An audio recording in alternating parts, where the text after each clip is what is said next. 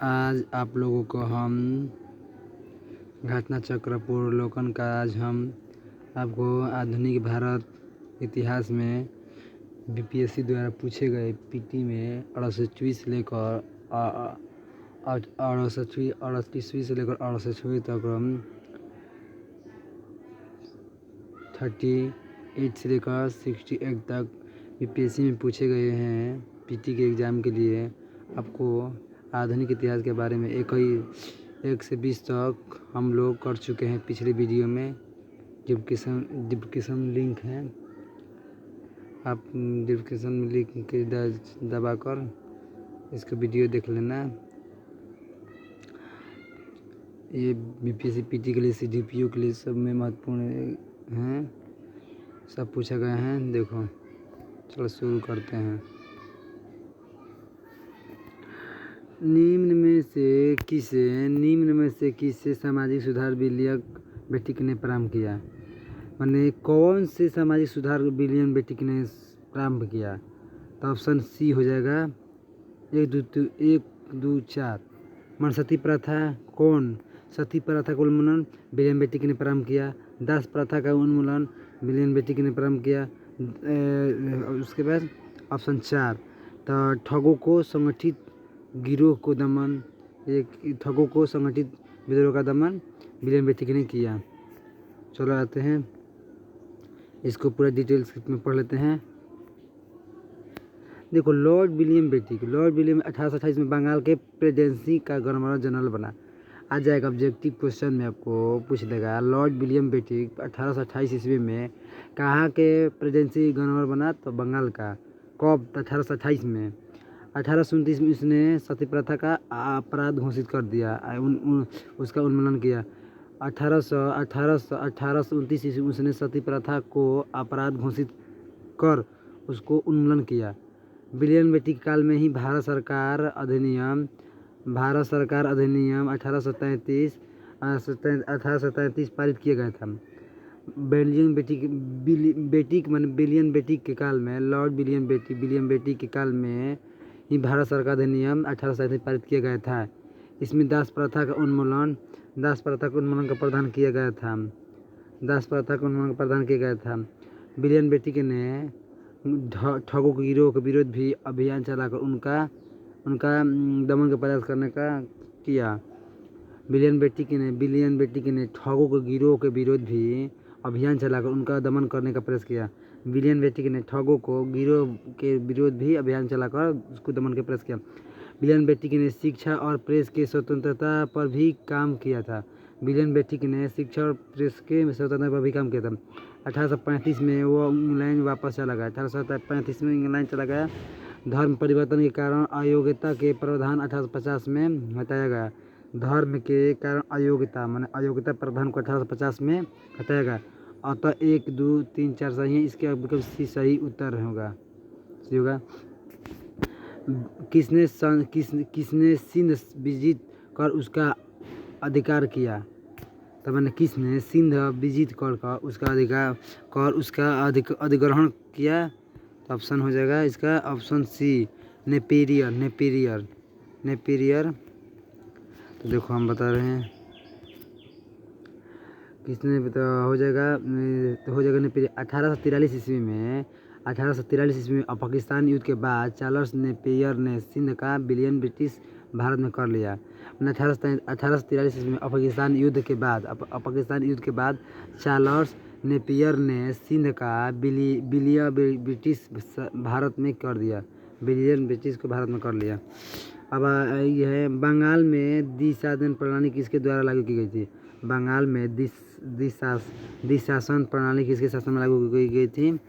तो इसका हो जाएगा ऑप्शन सी हो जाएगा। ऑप्शन सी लाइव के द्वारा द्वितीय शासन बंगाल में द्विशासन प्रणाली लगा हुआ था लाइव के द्वारा।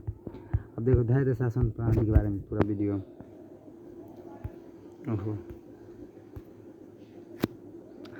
धैर्य शासन प्रणाली की शुरुआत बंगाल क्लाइव ने 1765 ईस्वी में हुई थी। धैर्य शासन की शुरुआत बंगाल में क्लाइव के समय 1765 में हुई थी। वारेन हेस्टिंग्स के कार्यकाल में 1772 में कोड ऑफ डायरेक्टर्स ने दोहरी शासन प्रणाली से समाप्त करने का निर्णय लिया। दोहरी शासन की प्रणाली को मैंने समाप्त करने के लिए निर्णय लिया। कलकत्ता परिषद एवं उसके प्रधान की आज्ञा दी कि वे स्वयं को दीवान बने और बंगाल, बिहार और उड़ीसा के सब प्रबंध अपने हाथों में ले वारेन हेस्टिंग्स ने दोनों उप दीवानों को मोहम्मद राजा खान और राजा सीताब राय को पदच्युत कर दिया। देखो, दैत्य शासन प्रणाली शुरुआत पहले बंगाल में हुई, किसने क्लाइव के समय 1765 में हुई थी।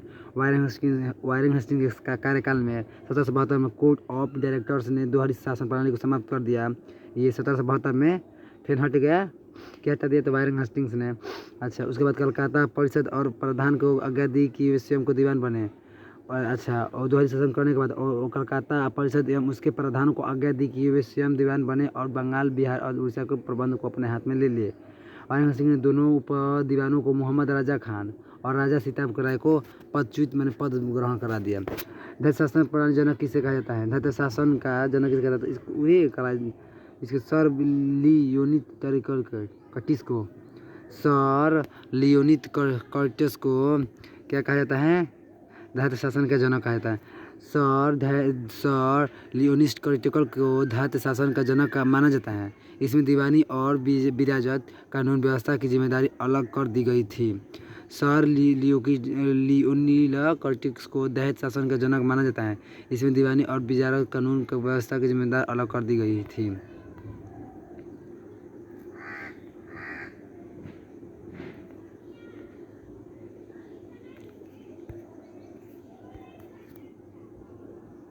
भारत में प्रथम रेलवे लाइन किस ब्रिटिश गवर्नर के समय बिछाई गई थी? भारत में मैंने सबसे पहले कब रेलवे लाइन की ब्रिटिश गवर्नर ने कौन ब्रिटिश गवर्नर समय के बिछाई गई थी? तो ऑप्शन ए हो जाए लॉर्ड डलहौजी। भारत में रेल के निर्माण की दिशा में प्रथम प्रयास ब्रिटिश गवर्नर लॉर्ड डलहौजी द्वारा किया गया था। प्रथम रेल लाइन 1853 में बम्बई से ठाणे के बीच डलहौजी के समय बिछाई गई थी। दूसरी रेल लाइन 1854 में कलकत्ता से रानीगंज के बीच बिछाई गई।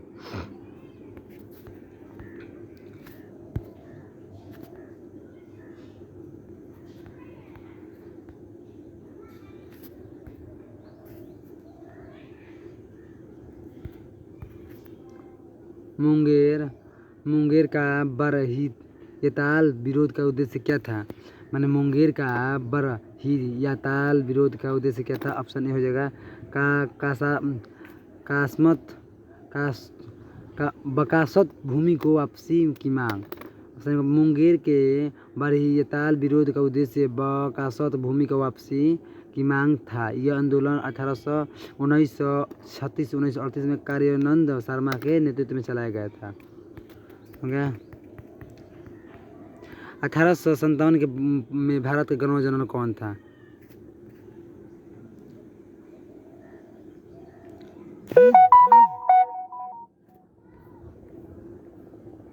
थोड़ा इसको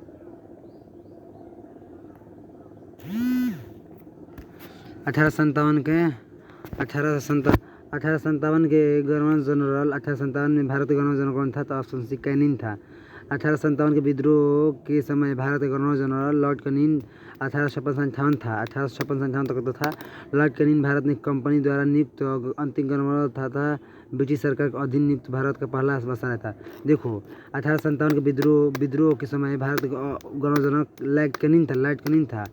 लॉर्ड कैनिंग भारत के कंपनी द्वारा नियुक्त अंतिम गवर्नर और सबसे अंतिम गवर्नर जनरल यही था। आप ब्रिटिश साम्राज्य के अधीन नियुक्त भारत का पहला यही था, पहला कैनिंग था।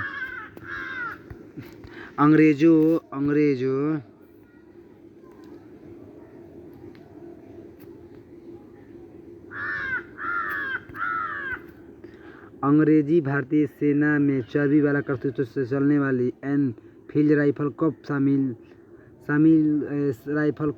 की गई थी? ऑप्शन बी हो जाएगा दिसंबर 1856 में सरकार ने पुराने लोहे वाली बंदूक क्राउन बोस के स्थान पर नवीन एनफील्ड राइफल के प्रयोग करके निश्चित किया। इन राइफलों में दमदम, अम्बाला और असलाइकोट में बने चर्बीयुक्त करतूतों का प्रयोग किया जाता था। जिसे गाय और सूअर की चर्बी लगी होती थी। इस नई राइफल में आकर्षक ऊपर के भाग में मुंह से काटना पड़ता था। 1857 में बंगाल की सेना में यह अफवाह फैल गई कि चर्बी वाला करतूत में गाय और सूअर की मांस चर्बी है।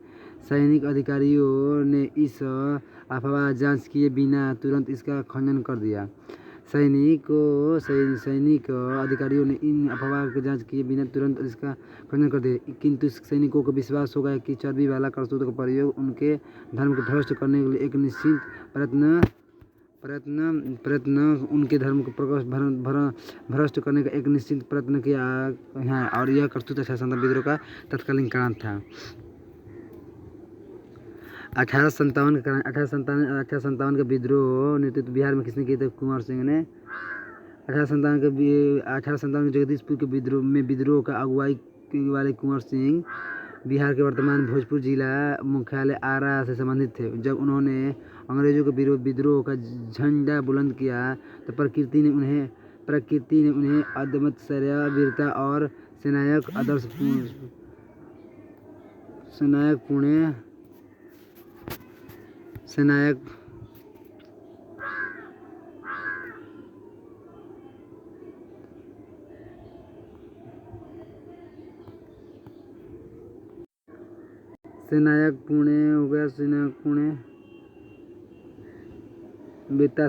आदर्श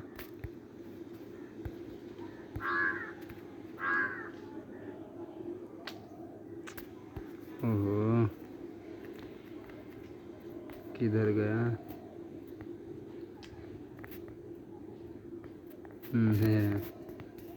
इधर है। सेनानायक आदर्श के गुणों से उन खंडित किया था। इसी कारण से उन्हें सही रूप से विद्रोह के दौरान बिहार का सिंह माना जाता है। उन्होंने शाहाबाद में अंग्रेजों की सत्ता का तंखा पलट दिया और अपनी सरकार स्थापित की। वह कानपुर में पर संयुक्त आक्रमण के लिए नाना साहब की मदद हेतु कालपी की ओर आगे बढ़े। वह विद्रोह का मशाल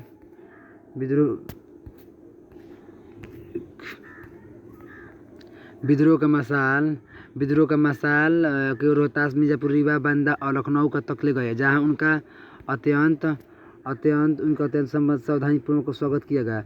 अपनी अंतिम सफलता के रूप में उन्होंने गिरिनगर जगदीशपुर के निकट अंग्रेजों को बुरी तरह पराजित किया। इसी युद्ध में उसके वीर कुंवर सिंह की बुरी तरह घायल हो गए और 26 अप्रैल 1857 उनकी मृत्यु के बाद उनके भाई अमर सिंह ने दिसंबर 1857 तक अंग्रेजों के संघर्ष जारी रखा। बिहार में 1857 के विद्रोह का नेतृत्व किसने किया था? ऑप्शन सी हो जाएगा कुंवर सिंह। जगदीशपुर के किस व्यक्ति ने 1857 विप्लव में क्रांति के नेतृत्व किया? कुंवर सिंह, जो सब पढ़ाए थे। कुंवर सिंह राजा थे तो जगदीशपुर के बिहार के जगदीशपुर ग्राम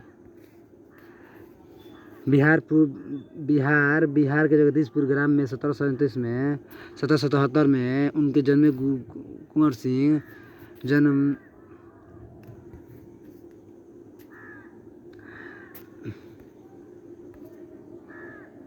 बिहार के जगदीशपुर में ग्राम में 1777 जन्मे कुंवर सिंह ने जगदीशपुर की जमींदारी संभाली। जगदीशपुर से उन्होंने 1857 के विद्रोह का नेतृत्व किया था। 26 अप्रैल 1857 को इनकी मृत्यु हो गई। 1857 विद्रोह के समय इनके अदम्य साहस और वीरता के कुशल सेनानायकत्व के कारण इन्हें बिहार का सिंह कहा गया है।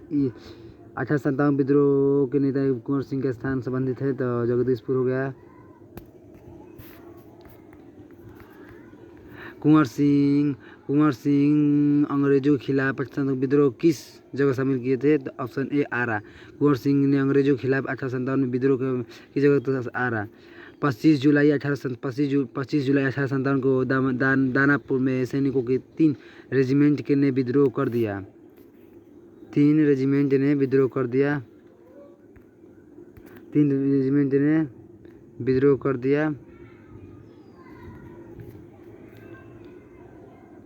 रुक जा 3 रेजिमेंट ने 3 रेजिमेंट ने कर दिया 26 जुलाई को ये सैनिक आराम से पहुँचे। 26 जुलाई को ये सैनिक आरा पहुँचे। कुंवर सिंह के नेतृत्व स्वीकार किया। इस प्रश्न का उत्तर वो लोग सेना आयोग ने पटना माना है, जबकि उत्तर आरा होना है। ऑप्शन है आरा। इसमें से किसने 1857 के विद्रोह को सक्रिय भाग लिया था? ऑप्शन ई हो जाएगा। देखो ईस्ट इंडिया कंपनी ने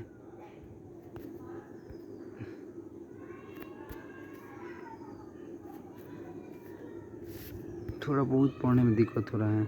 ईस्ट इंडिया कंपनी के राजनीतिक, आर्थिक, सामाजिक तथा धार्मिक कारणों के फलस्वरूप 1857 का विद्रोह का प्रारंभ हुआ था। लखनऊ में इस विद्रोह का प्रारंभ मई 1857 में हुआ था। यहाँ पर इस विद्रोह का नेतृत्व बेगम हजरत महल ने किया था।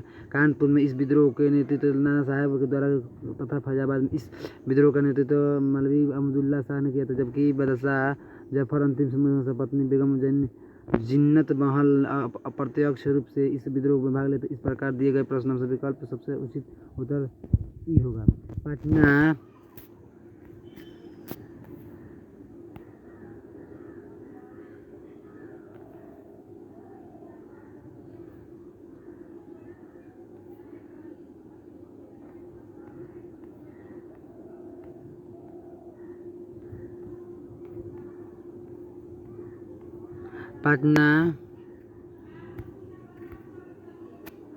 पटना में 1857 के स्वतंत्रता संग्राम के नेता हैं।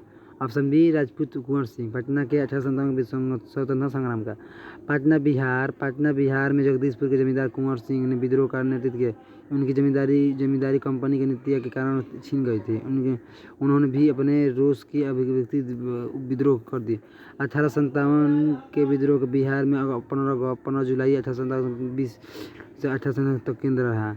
1857 के विद्रोह का बिहार 15 जुलाई 57 से 20 जनवरी केंद्र था। तो ये हो जगदीशपुर होगा। जगदीशपुर बिहार के 1857 विद्रोह का केंद्र जगदीशपुर था, जहां जमींदारों कुंवर सिंह ने नेतृत्व संभाला और शाहाबाद जिले के अंग्रेजों की सत्ता तंखा पलट कर अपनी सरकार स्थापित की थी। बिहार के विद्रोह का पटना डिवीजन कमिश्नरी के कमिश्नर विलियम टेलर और बंगाल के गोलादन फौज में मेजर बिस्मिल आयकर द्वारा दबा दिया गया। जगदीशपुर के राजा थे तो कुंवर सिंह 1857 विद्रोह के नेतृत्व किस प्रांत में किया था? तो ये हो जाएगा बिहार हो जाएगा। तो सब लोग को पता है। देखो हम पढ़ा रहे हैं 40 ले, अब हम चीन नहीं देंगे। 1857 का विद्रोह का नेतृत्व बिहार के किसने किया था? तो ऑप्शन बी होगा कुंवर सिंह। बिहार के देखो बीपीएससी में बार बहुत रिपीट होता है। बिहार में 1857 का विद्रोह नेतृत्व किसने किया था? तो कुंवर सिंह। निम्नलिखित में से किसे 1857 के विद्रोह को अंग्रेजों को सबसे कट्टर दुश्मन था? तो ऑप्शन ए होगा मौलवी अब्दुल्ला शाह। 1857 विद्रोह में अंग्रेजों को सबसे कट्टर दुश्मन था। मौलवी अब्दुल्ला शाह ने फैजाबाद में विद्रोह का अपना नेतृत्व प्रदान किया। ये अंग्रेजों को सबसे कट्टर दुश्मन थे। वह मूलतः तमिलनाडु में अंकरांच में रहने वाले थे। वह फैजाबाद में आकर बसे गए थे। उन्होंने भारत में विभिन्न धर्मानुयायियों को आह्वान करते हुए कहा कि सारे लोग काफी अंग्रेजों के विरुद्ध खड़े हो और उन्हें भारत में बाहर खदेड़ दो। इनके बारे में अंग्रेजों ने कहा कि अदम्य साहस के गुणों से परिपूर्ण और दृढ़ संकल्प वाले व्यक्ति तथा विद्रोहियों को स्वतंत्र सैनिक हैं। इनकी गिरफ्तारी के लिए ब्रिटिश सरकार ने 50,000 रुपये का इनाम रखा था। 1857 विद्रोह को किस उर्दू कवि ने देखा था? ऑप्शन सी हो जाएगा गलीब। 1857 विद्रोह का मिर्जा गलीब ने स्वयं अपनी आंखों से देखा था। निम्न में से कौन सा ईस्ट इंडिया कंपनी को सिपाहियों को विद्रोही बनाने वाले कारण नहीं था? ऑप्शन डी हो जाएगा उपयुक्त में से अधिकारियों का अक्षमता। ईस्ट इंडिया कंपनी के सिपाहियों को विद्रोही बनाने का कारण नहीं था अधिकारियों की अक्षमता। अंग्रेज अधिकारियों की क्षमता नहीं था। ईस्ट इंडिया कंपनी के सिपाहियों को विद्रोह कारण नहीं था। इन्हीं अधिकारियों की योग्यता के बल पर अंग्रेजी हुकूमत ने लगभग 90 वर्ष के पूर्व भारत पर कब्जा कर लिया था। इसके अतिरिक्त अन्य सभी कारणों सिपाहियों को विद्रोह बनाने के सहायक थे। झांसी की रानी लक्ष्मीबाई की मृत्यु कहाँ हुई थी? तो इसको हो गया तो ग्वालियर में। झांसी की रानी की मृत्यु ग्वालियर में हुई थी, पर ग्वालियर में इसकी महारानी लक्ष्मीबाई के साथ समाधि स्थित है। निम्नलिखित वर्गों में से किसने 18 विद्रोह का नहीं लिया था? मैंने 18 विद्रोह का भाग नहीं लिया था। खेतीहर, मजदूर, साहूकार, कृषक, जमींदार। जिसका हो जाएगा ऑप्शन डी हो जाएगा। ऑप्शन डी हो जाएगा 2 और 4 जमींदार और साहूकार। 1857 का विद्रोह में बहुत बड़े क्षेत्र में फैला हुआ था और इससे जनता का व्यापक समर्थन प्राप्त हुआ। फिर भी पूरे देश को यह भारतीय समाज के सभी वर्गों तथा सभी अंगों और वर्गों को अपनी लपेट में नहीं ले सका। यह दक्षिण भारत का तथा पूर्वी पश्चिम भारत का अधिकांश भाग में नहीं फैल सका। भारतीय रजवाड़ों के अधिकांश शासक तथा बड़े जमींदार पक्के स्वार्थी तथा अंग्रेजों की शक्ति से भयभीत थे और विद्रोह में शामिल नहीं थे। कितना लोग पैसा वाला थे जमींदार, वो उसको अंग्रेजों को वो मिला जुला हुए थे। इसके विपरीत ग्वालियर के सिंधिया, इंदौर के होलकर, हैदराबाद के निजाम, जोधपुर के राजा, भोपाल के नवाब, पटियाला नाभा और जद्दी के सिख शासक तथा पंजाब के दूसरे सिख सरदार, कमिश्नर महाराजा तथा दूसरे अनेक जमींदारों को बड़े जमींदारों को विद्रोह को कुचलने के बाद अंग्रेजों पर सहायक की। और गवर्नर जनरल कैनिंग ने बाद में टिप्पणी की कि इन शासकों ने तूफान के आगे बढ़ की तरह काम किया, वरना ये तूफान एक ही लहर में हमें बहा लेता जाता। व्यापारियों और शिक्षित वर्गों ने कलकत्ता और बम्बई में संभायक और अंग्रेजों की सहायता के लिए प्रार्थना की। उच्च तथा मध्य वर्ग अधिकांश लोग विद्रोहियों को आलोचक थे। विद्रोह में शामिल अवध में बहुत से तालुकदारों, बड़े जमींदारों ने अंग्रेजों के यह अवसर पाकर उन्हें जागीरों को वापस दे दी जाएगी विद्रोह से किनारा कर लिया। ग्रामीण जनता ने हम लोग का निशाना सूदखोर थे। ग्रामीण जनता ने हम लोग का निशान सूदखोर, इसलिए वे स्वाभाविक तौर पर विद्रोह का शत्रु हो गए थे। आधुनिक शिक्षा प्राप्त भारतीयों ने भी विद्रोह का साथ नहीं दिया। शिक्षित भारतीय देश के पिछड़ेपन समाप्त करने चाहते थे। उनके मन में यह गलत विश्वास था कि अंग्रेज आधुनिकीकरण का यह काम पूरा करेगा, उनकी सहायता करेंगे। निम्नलिखित में कौन सा कथन सही है? कौन सही है? तो ऑप्शन ए होगा। 1857 में दरभंगा, डुमराव और हटवा के महाराजाओं और उनकी साथी जमींदारों ने आदमी तथा पैसे से अंग्रेजों की मदद की। देखो कितना थी है। 1857 के दरभंगा और डुमराव से हटवा के मजदूर ने उनके साथ जमींदारों ने आदमी तथा पैसे से अंग्रेजों की मदद की। देखो कितना थी था। 48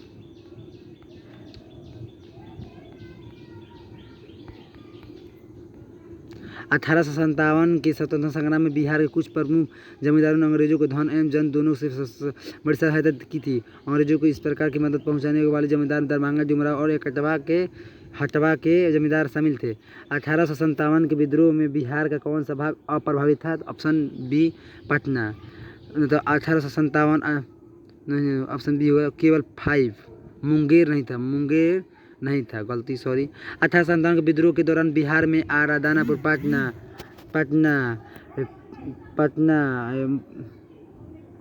अच्छा ऐसे ही पढ़ देते हैं। पटना किधर गया? हाँ, पटना में पीर अली पुस्तक विक्रेता ने विद्रोहियों को नेतृत्व किया था।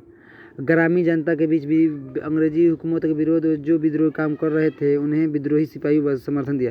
1857 का विद्रोह लखनऊ में किसके नेतृत्व में आगे बढ़ा? तो option A Begum of Awadh. Lucknow Awadh में विद्रोह का प्रारंभ 30 मई 1857 को हुआ। यहाँ के विद्रोह का नेतृत्व बेगम हजरत महल ने किया था और अपने अल्पवयस्क पुत्र बिरजिस कादिर को नवाब घोषित किया। मार्च 1858 में कैमलेस ने यहाँ के विद्रोह को समाप्त कर लखनऊ में पुनः कब्जा कर लिया, लेकिन बेगम हजरत महल ने आत्मसमर्पण करने से इनकार कर दिया और नेपाल में चली गई। 1857 का विद्रोह का मुख्यतः किस कारण से असफल रहा? ऑप्शन बी हो जाएगा किसी सामान्य योजना और केंद्रीय संगठन की कमी। उन्हें किसी सामान्य योजना और किसी संगठन की कमी से। 1857 के विद्रोह की असफलता का मुख्य कारण किसी सामान्य योजना के केंद्रीय संगठन की कमी थी। विद्रोह के नेतृत्व में कोई संगठन भी की संभावना देखने को नहीं आई। 82 वर्षीय बहादुर शाह कमजोर था, उसके द्वारा विभिन्न सरदारों का आहन करना काफ़ी नहीं था। साथ ही विद्रोह ने वीरता से तो दिखाई विद्रोहियों ने तो वीरता दिखा और सरकार का विनाश करने का विरोध तुल्य हुए प्रतीत हुए थे, किंतु ऐसे करने से लिए उनके पास सुनिश्चित कार्यक्रम पूर्ण अभाव था। उन्होंने अनुशासन की कमी थी। कभी कभी तो अनुशासित सेना के बजाय दंगाई भीम की तरह व्यवहार करते थे। विदेशी शासन के प्रति एक साझी घृणा को छोड़कर और कोई समझौता नेताओं के बीच नहीं था। किसी क्षेत्र में विशेष ब्रिटिश उखाड़ फेंकने के बाद वो पता नहीं चला कि होता था कि किसी उसकी जगह किस प्रकार की राजनीति स्थापित की जाए। उनके पास एक भविष्योन्मुख कार्यक्रम, सुसंगत विचारधारा, राजनीति परिक्षेप की भावी समाज और अर्थव्यवस्था के प्रति एक स्पष्ट दृष्टिकोण का अभाव था। विचार कीजिए। कथन ए क 1857 में प्रथम कथन स्वतंत्र संग्राम ब्रिटिश सरकार के स्वतंत्र प्राप्त करने में असफल रहा। कारण बहादुर शाह जफर के नेतृत्व को जन सहयोग नहीं मिला था और अधिकांश महत्वपूर्ण रियासतों को शासक उनका साथ में बताए गए। नीचे दिए को सही उत्तर ऑप्शन जगह दोनों क और क सत्य है और कारण का सही स्पष्टीकरण है। 1857 के विद्रोह का स्वरूप मुख्यतः साम्यवादी था, जिसने कुछ राष्ट्रवाद के नेतृत्व में विद्यमान थे वह तथा रेलहल खंड के तथा अन्य उत्तरी भारत के साम्यवादी तत्वों में विद्रोह का नेतृत्व किया और दूसरी ओर अन्य साम्यवादी तत्वों का पटियाला, जींद और ग्वालियर एवं हैदराबाद के राजाओं ने इन विद्रोह का दमन करने का सहायता की। संकट के समय कैनिंग ने कहा था, यदि सिंधिया भी विद्रोह में शामिल हो जाए तो मुझे कल ही बिस्तर घोल करना होगा। महारानी विक्टोरिया ने भारतीय प्रशासन को ब्रिटिश ताज के नियंत्रण में लेने की घोषणा कब की थी? महारानी विक्टोरिया ने भारतीय प्रशासन को ब्रिटिश ताज के नियंत्रण में लेने की घोषणा कब की थी? तो ऑप्शन ए हो जाएगा 1 नवंबर 1857 को महारानी विक्टोरिया ने भारतीय प्रशासन को ब्रिटिश ताज के नियंत्रण में लेने की घोषणा की थी।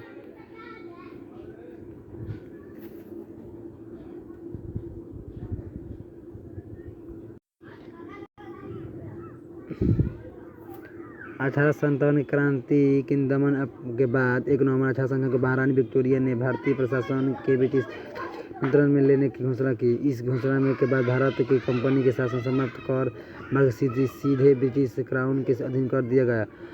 एक भारतीय मंत्री या सचिव तथा 15 सदस्यों वाली इंडियन काउंसिल की स्थापना की गई।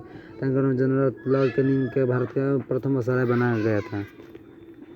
अच्छा, 53 के बाद अगला वीडियो में हम आपको पढ़ाएंगे